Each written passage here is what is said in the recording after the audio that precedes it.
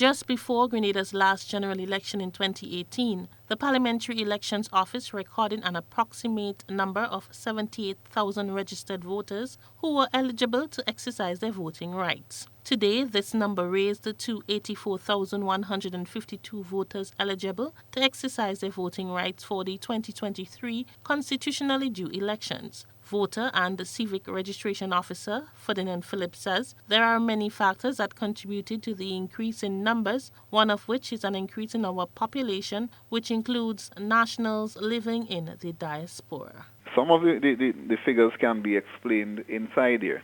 Also, we must be aware that Commonwealth citizens, the legislation caters for persons living within the Commonwealth, 54 states, I believe, to be exact, to be registered also.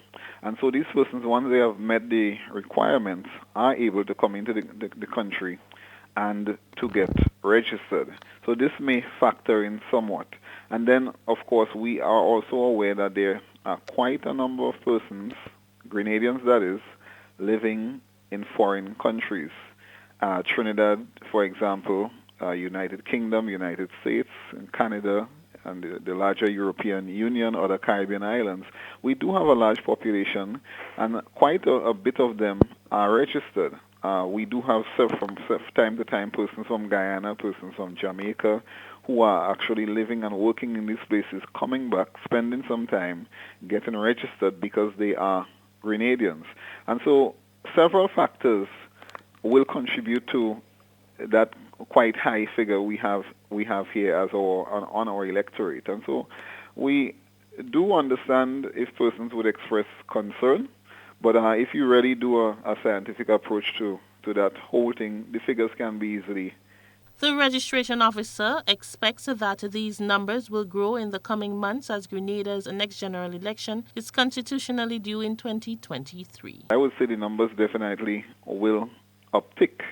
We have seen persons, not just the persons who are turning 18, but also persons who previously sat on the fence, getting themselves registered. And so, as I said, we are catering for two groups of persons who have the expired ID, and so they need to have it replaced. We are catering for that group of persons, and we do believe that we will continue to have the greatest volume of traffic from those persons.